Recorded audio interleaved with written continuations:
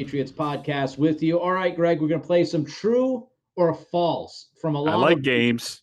Yeah, a lot of the listeners to the podcast, a lot of people on Twitter were tweeting at you true or false questions. They want your answers. Let's start with the biggest question of all. And of course, I'm talking about Cam Newton. Cam Newton, ready to be the quarterback for this team, true or false? False. As of today, it's false. And I wrote a column this weekend for BostonSportsJournal.com that basically laid out, and I'm talking to different people, both around the team and also around the league, about where Cam is. And there's three things that need to go on, Nick, and it needs to go on now, and it needs to go on every day, much of the day, until the season kicks off. And number one, it's Cam has to lose weight. He can't play at 250 anymore. He's not a young buck. We saw it, I thought this, but it was confirmed by a couple of NFL people that I talked to and I trust. They said that Cam's legs got heavier as the season went on, and he didn't run as much. He wasn't as elusive. And the big thing is not only that, but your legs are everything when you throw the ball. If you don't have your legs, which he did earlier in the season, he threw the ball a little bit better. If you don't have your legs, then you have nothing as far as power and things like that, and also just accuracy. If you don't have your legs, then you have to compensate your upper body, and things just get all out of whack. And that's what happened with Cam last year. So, and Cam, I will give him credit on the I Am Athlete podcast. He did say, I think he was trying to lose 10 pounds. I'd go less. I think he needs to be at 230, 235. I think that gives him a better chance to be sustainable. He doesn't need to be 250 to run over linebackers anymore. There aren't that many linebackers that are 250, and he shouldn't be in the business at his age, going to be 32, of plowing those guys over. So there's that. There is he has to get into he has to get with a throwing coach, and I hope he's working with one, but he better be working on one that works on his mechanics all the time, every day. Get back to where he was at the beginning of last season. Get it out of his system, because he needs to learn how to just be able to flick the ball 10 yards instead of making a whole body convulsion just to get the ball out. And the last thing, and it's the biggest thing, Nick, and we've talked about it, I think, is he needs express 24-hour premium tutoring on the Patriots playbook and what goes on as far as, all right, if the defense does this, then I can change to this, and what's my audible and what's my check, because I know everybody's all excited about Jonnu Smith and Hunter Henry, and you can also factor in the athletic fullbacks that they've wanted to have for 2 years. Dan Vitale is coming back, supposedly.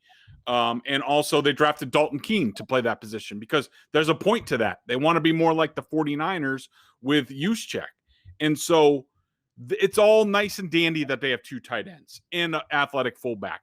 And people are absolutely right to say the benefit of that is you get matchup issues where, all right, if it's safeties, then we're just going to run over them. If they're linebackers, then we're just going to run past them. We're going to throw the ball. That is great and all. But it doesn't mean jack if you don't have a quarterback who can't see the defense, see what's going on, check to the right play, and take advantage of the defense. And last year, Cam wasn't even close to that. So unless all those things happen, and he's not there at this point, he is not ready to be the starting quarterback for the Patriots. Do I think he can get there and be better? Yeah, but we'll have to see. There's a lot of boxes to check, so to speak. I mean, you really just went down the list of 3 or 4, and we're not just talking about small things. Those are significant things that have to improve. His body, the physical aspect of it, the mental aspect of it, and he's got to make sure that everything is in line for him to hit his ceiling, because that's what this team is going to need. They need a good Cam Newton if he's going to be the guy. They can't have the Cam that they saw last year. Okay, so if Cam is not ready to be the quarterback for this team right now, let's bring up one of your favorites. We've talked about this man plenty of times on this podcast. True or false, Greg, the ship has sailed on Jimmy G? That's a really good one. True or false, whether the ship has sailed. I'm going to I'm going to say false. I don't think it's over. I don't think the door is completely closed, Nick. He will always be plan A for the Patriots. As long as they think that there's a chance to get him, that there's a chance that Kyle Shanahan gets impetuous and restless and says, we have a Super Bowl caliber team. I can't afford to wait for Jimmy and his injuries and things like that. Excuse me. I'm moving on somehow. Sam Darnold, what have you, maybe a quarterback in the draft. I don't know. But the light is still on. I don't think they've completely put Jimmy in their rearview mirror, but he's getting long in the distance. I'll put it that way. He's getting further and further off. Smaller Jimmy. Bye, Jimmy. Bye, Jimmy. Bye. He's just, soon enough, he might be totally out. All right. Another question that our lovely listeners have and Twitter followers for you. Lovely. So a lot of people over the past few days, a lot of the free agents that signed with the Patriots, they've come out. They have expressed their love about Bill Belichick. Now, I don't know what we were expecting. I'd be shocked if they were asked, "Oh, so do you like the idea of playing for Belichick?" And they go, "Oh, no, I hate it." Then why did you sign? You obviously Right. have to like the idea to begin with. But true or false, Greg? Patriots free agents really believe that Belichick and the Patriots brand was a huge selling point.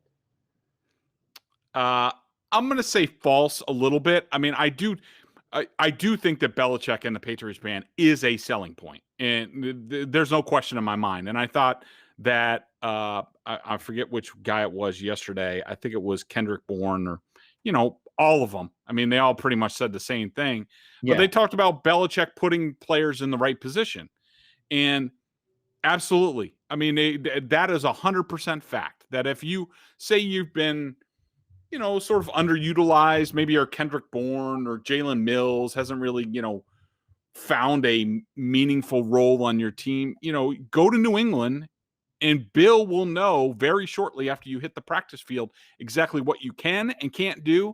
And he will make sure you're doing a lot of the things that you can do and very rarely the things that you can't do. And so that raises your profile and makes you more effective and appealing to the NFL at large. I also think the Patriots, 6 Super Bowl titles, that's nothing to sniff at. 1 year is not going to raise 20 years of just greatness and constantly in the Final Four and Super Bowls and things like that, even without Brady. But look, at the end of the day, did all of that stuff really factor into them signing with the Patriots? No, it was the Patriots stepping up very early with contracts. A lot of the contracts that were probably over what those players expected, or at least a little. Not that I care. It's not my money. And I think that's really the reason. And if you needed a poster child for that, it's Hunter Henry, who said, before free agency, I want to get paid, but I also want to go and play for a good quarterback. And he signs with the Patriots with Cam Newton, who was one of the worst quarterbacks last year. And I love the quote, and I pulled this out. I put it in my story. But I loved when Hunter Henry was like, "Are you excited to play with Cam Newton?" And he's like, "Very excited." Or he said, I am very excited. And I equated that to, that's pretty much the same answer I give to my wife when she's like, "Are you excited to go to the school function tonight?" Yeah, very. I am very, very, very. Yeah. I will say this though, Kendrick Bourne and some others, they've talked about Cam. And love that kid. I think this is just another reminder, and we've said this before, Greg. It doesn't matter how I feel or you feel about Cam. Doesn't matter how any listeners feel about Cam. If that hurts your feelings, I'm sorry, it's the truth. What really matters is the guys that are coming in. And if Kendrick Bourne and Nelson Aguilar, listen, they don't have to be in love with Cam Newton. They don't have to believe that he's Aaron Rodgers or Tom Brady or Russell Wilson or Mahomes or any of those guys. But if they feel like he can compete and that he's good and they believe in him, that's all that matters. And I do think a good number of these guys, they do actually still believe in Cam and think he can be a starting quarterback. And hey, if that's what they feel and that's how they're thinking, then that's good. And that's important for this team to move forward if Cam does end up being the guy, whether he was plan A or not. If he's the dude, you got to have the other guys in that locker room having some belief that he can get it done. Hunter Henry, you just talked about that one, so we'll skip ahead about his belief in Cam Newton. You just gave us your little nugget on that. So let's go to David Andrews. True or false, Greg? David Andrews took a hometown discount. Completely false. This was And I love David, and I think he's a great player, and I'm glad the Patriots have him back, and they are a much better team with him at center than Ted Karras. Agreed. But this was a typical situation in free agency that you see where a player hits the market for the first time, and perhaps his agent either misjudges the market or is afraid to level with the player. Maybe the player doesn't want to hear it. But let's just say David Andrews was out there asking for top of the market, center top of the market. Yep. You're talking over $10 million a year. That's what he wanted.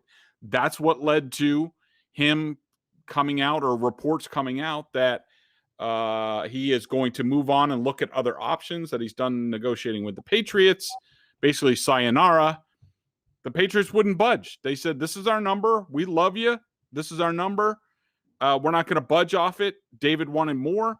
He thought he could get more elsewhere. Suddenly, the other centers on the market, the Rodney Hudson thing probably threw a curveball at them, being traded from the Raiders to the Cardinals. Alex Mack getting locked up with the 49ers. And all of a sudden, when the Dolphins said, who were negotiating with Andrews, they said, you know what? Matt Skura, a guy who can't even shotgun snap. He couldn't snap the ball. He blew the Ravens game against the Patriots with his snaps. He did. He lost the Ravens games. The Ravens wanted nothing to do with him, and the Dolphins were like, yeah, we'd rather have that on a cheaper deal. So Andrews was really left with no market. He went back to the Patriots, and we saw what he ended up with, which wasn't much. It was far, far, far beyond what his initial asking price. And if you listen to this podcast, which you are listening now, means you likely did before. If not, thank you. Welcome aboard. Greg and I love all of you. But if you were listening to this podcast during free agency last week, Greg was one of the only guys, if not the only guy out there, saying this Andrews stuff is not dead. Everybody else out there was posting and tweeting and saying it's over and he's moving on. Even I tweeted that he was moving on until I spoke with you on the podcast, and you told everybody, pump your brakes. The Andrews Patriots thing, it's not dead. It's not settled yet. Give it some time. He might come back, and that's precisely what happened. And it reminds me of the Juju Smith-Schuster thing in Pittsburgh. Very similar. He's posting things, and everybody thinks he's gone and he's leaving. Then the wide receiver market slowly develops. I think he realizes he's not going to get this multi-year big money deal. So he takes the 1-year deal to go back to Pittsburgh to be the number one guy, instead of going to Kansas City and being lost with Tyreek Hill and Travis Kelce, or going to the Ravens, a team that's going to run the football 50 times. He's going to try to get that payday eventually. Everybody thought Juju was gone from Pittsburgh. He came back. Everybody thought Andrews was gone from New England. He comes back. The common theme here, the narrative is, you think you're worth more than you are in this market, and you found out the brutal reality of the situation, and you had to circle back and go back to a place where you were comfortable. Let's go to Lawrence Guy, because he's the next on the list. And I think it's like when Brian Flores sees a Patriots defender on the market. I saw your tweet, your GIF. Yeah, the big baby. Who is that guy? Big baby, yeah. Yeah, just licking them chops. Brian, like Flores is sitting in some kind of Bill Belichick knockoff labyrinth somewhere, and he's like, oh yes, once Lawrence Guy becomes available, well, we're going to be all over that. There's no doubt about it. Lawrence Guy, true or false? Greg Bedard won't be back. This one's tough, Nick. This one's tough for me. I am going to say, it's true. He's not going to be back. And this pains me. Tooney, now Guy. I think that, and there really hasn't been out there very much. I think the Bucs are pretty strong suitors for Lawrence Guy, and we could see a Sue Guy switch. I was going to ask you about that. Does that mean Ndamukong Suh is out in Tampa if Guy is in? Probably. They could Now, I caution the Patriots with this. And, if Bill's listening, and of course he's listening to this, he's very technologically advanced. I'm sure he's got it synced up in his car. I'm sure the clock is all messed up from daylight savings time, but I'm sure he's listening to this on the way home. I would caution them and say, look, remember last year what you did when you said, you know what, we can do a little bit better than Danny Shelton, and we're going to let him go, and we're going to sign Bo Allen.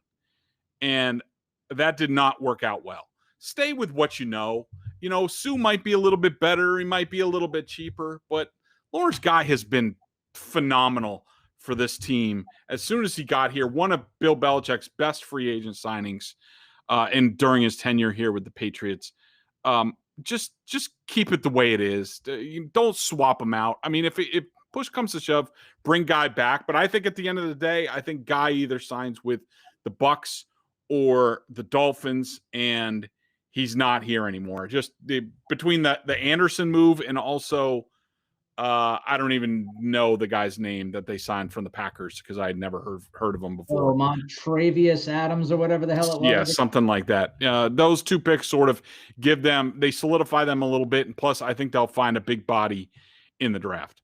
I would take Guy over Sue every day of the week, twice on Sunday. See what I did there, write it down.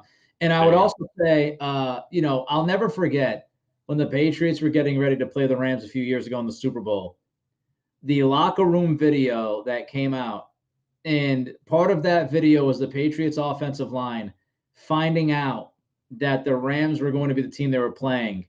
And the reaction immediately from the offensive lineman, I don't know if it was Cannon or it was Mason, one of those guys, like the immediate reaction was like, Sue's going to take plays off. Like they felt like Sue was going to take some plays off. And I feel like Lawrence Guy is not one of those players that plays off. I would love to see Guy back. Chase Winovich, another one of your favorites on this defense. True or false? Wino still has a significant role on this team, not just role on this team, a significant role. False, not a significant role. I think he does still have a role. I think he's a guy. Look, they got Matthew Judon and they got Kyle Van Noy back. Both of them are edge guys. Yes, you could, in theory, kick Matt Judon inside.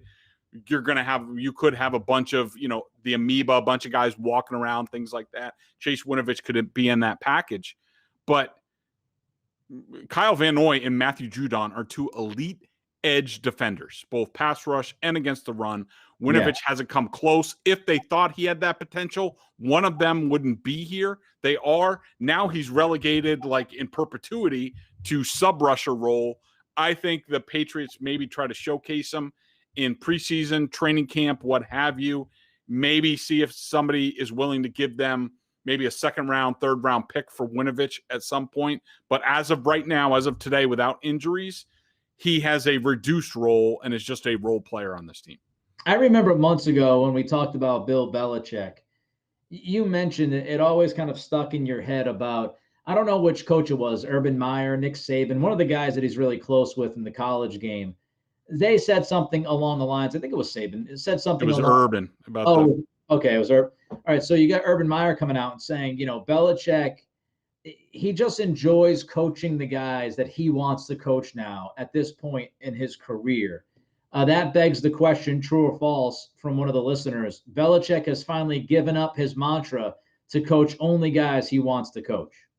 It's a great question. I was actually thinking about writing a column on this, is that I think part of this whole course correction this offseason, Nick, which, had to do with Bill being realistic about where the roster was, not a very good pipeline of young talent coming. He basically had to import about a 3-year window of talent influx, and I think he did a great job at it. But I think also part of this reckoning was him being like, you know what? Me deciding to do that 4 or 5 years ago, not wise. Nope, not good. Not a good way to build a talented roster. My bad. Yeah. So sorry about that. I kind of erred a little bit, kind of went the wrong way a little bit. Some of us tried to help him with that the past couple of years, saying like, do we really need all these old guys on the roster? We couldn't get away with a younger guy here and there and cheaper.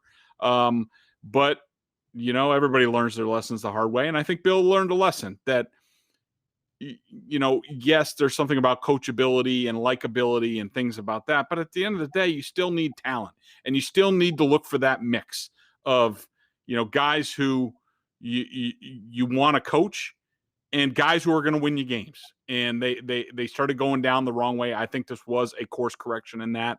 And I think Bill, even though I will say this, Nick, other than Judon, who you hear some checkered things about him out of Baltimore, all these other guys, I've asked around on all of them. Sterling reports back on all these guys. And just from the guys, I haven't listened to the guys today. But I know the guys from the first day, I listened to all of them. Kendrick Bourne, Hunter Henry Anderson. There was one more. Oh, Jalen Mills. Those guys all sound like Patriots to me. I mean, Anderson sounds like the most boring guy in the room, and he should probably go be an accountant. But I want him to gapping, and I think he'll do it, and he won't complain about it, and he'll do it. And Jalen Mills is just like, he's like Patrick Chung on steroids. He loves the yap, swag, talk trash, all that stuff, yell about effing Bill Belichick and all this stuff. Like, and Kendrick Bourne, that dude, he lights up a Zoom. Forget about lights up a room. He lights up a Zoom, and you're like, I want to play with this guy. And the 49ers did not want to lose him. The Raiders did not want to lose Aguilar. So I think he's done a good job of correcting it, but he also did get guys that he's going to want to coach. Yeah, and I wasn't aware of his interest in Kendrick Bourne a number of times. I think Ian Rappaport tweeted out he tried to acquire Bourne or something like that 2 times beforehand, was unable to acquire him. And as soon as he becomes a free agent, I don't know how many people had him on their lists, but as soon as he became a free agent, there's Belichick swooping in. So obviously Belichick is a big fan of Kendrick Bourne. We'll see if it works out for him. But it's rather apparent that Belichick's kind of had him in the crosshairs for a number of years now, and hopefully it pays off for him and the team. There is a draft question here, but before I get to that, I had 2 of my own questions based off of some news today, Greg. The first one is, true or false, Trent Brown's contract would lead you to believe that he starts at left tackle this year?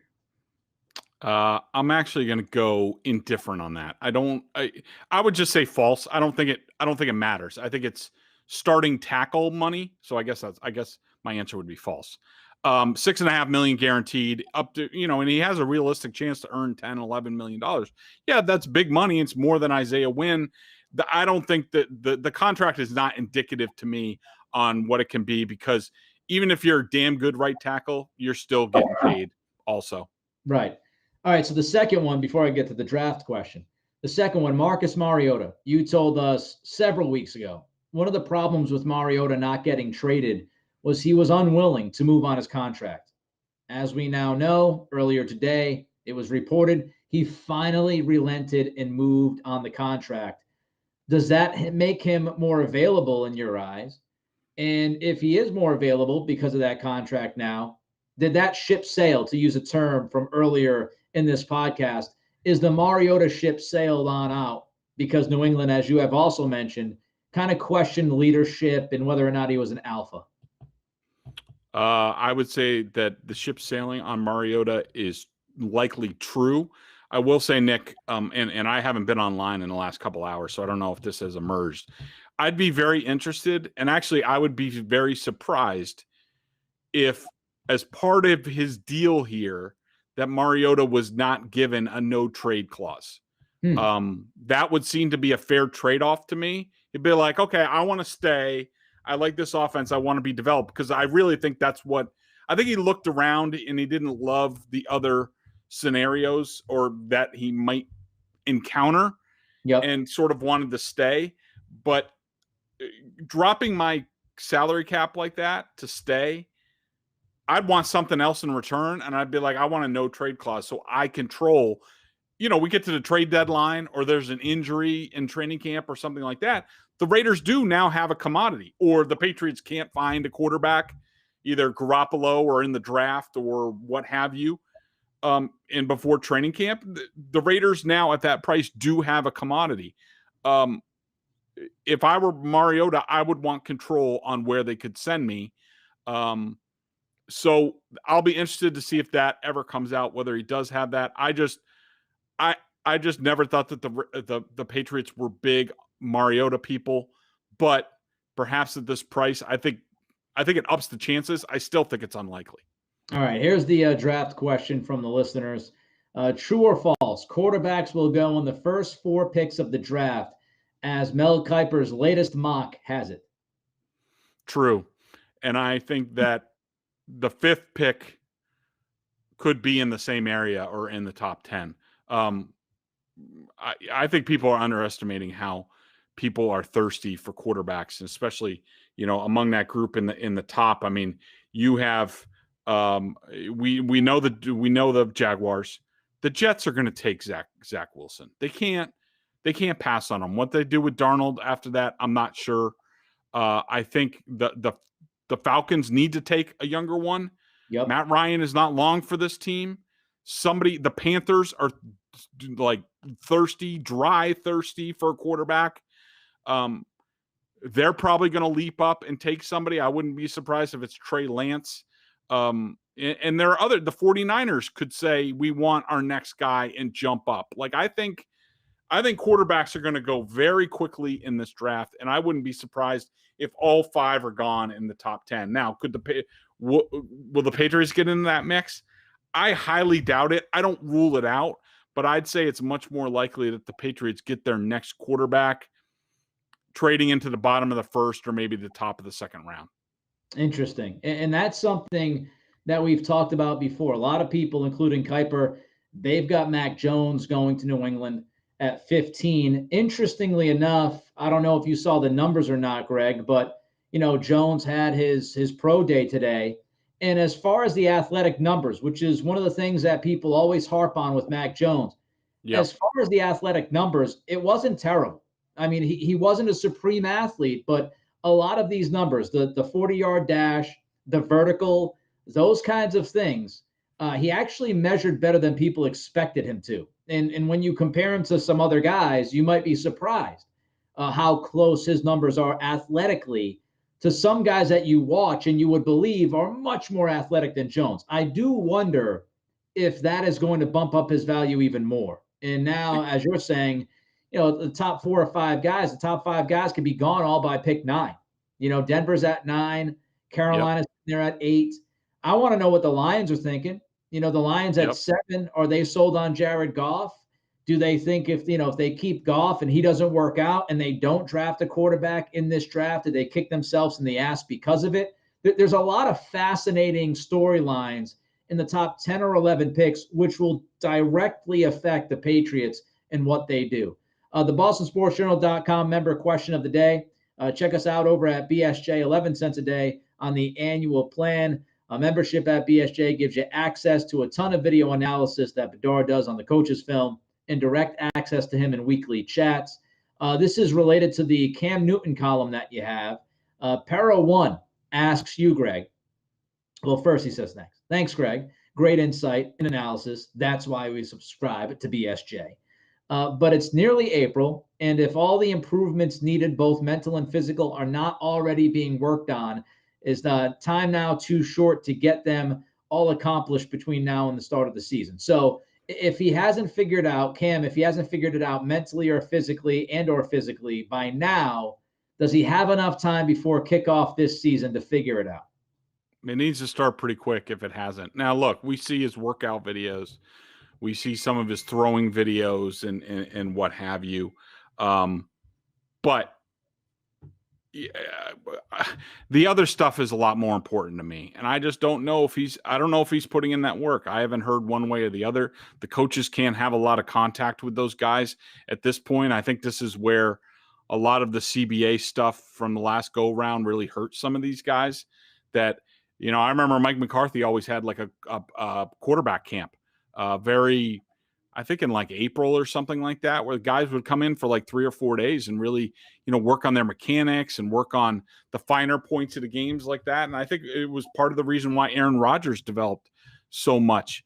And, I just have my doubts that Cam is working on the right things. I mean, Nick, if I see another, Instagram video, and it's not just Cam, Stidham's doing it too, other quarterbacks are doing it too, of these guys running deep routes on air against nobody and multiple cuts and crap like that, I'm gonna put my head through a wall. Like, that's not what the Patriots offense is about. Like, let me see some speed outs. Let me see some, timing routes on slants and this and that, like seam routes to the tight ends and things like that. Like, give me like real routes, real action going on. Bring some defensive backs in, put Cam on a clock and put people with big things in front of his face so he can't throw. Cam needs to get going, because if he just thinks whatever he's done for the rest of his career is going to be good enough to go to the next level in this offense and rely on what they've brought in to lift him up, he is sorely mistaken, and he is not long for being Patriots quarterback. Greg Bedard not wowed by these shorts and t-shirt videos on your local underwear account. Olympics. He's not all bullish on those kinds of videos. His name is Greg Bedard. I'm Nick Cattles. Hopefully you enjoyed this podcast. Make sure you check out BSJ. Subscribe, rate, and review this podcast as well. That's how we continue to do it. And you guys have been great, and gals out there. Last week, some great numbers, especially for free agency. A lot of people watching and listening. We thank you all for that. Continue to do it. We'll continue to pump out the content. Till next time, be good, be safe, and be healthy.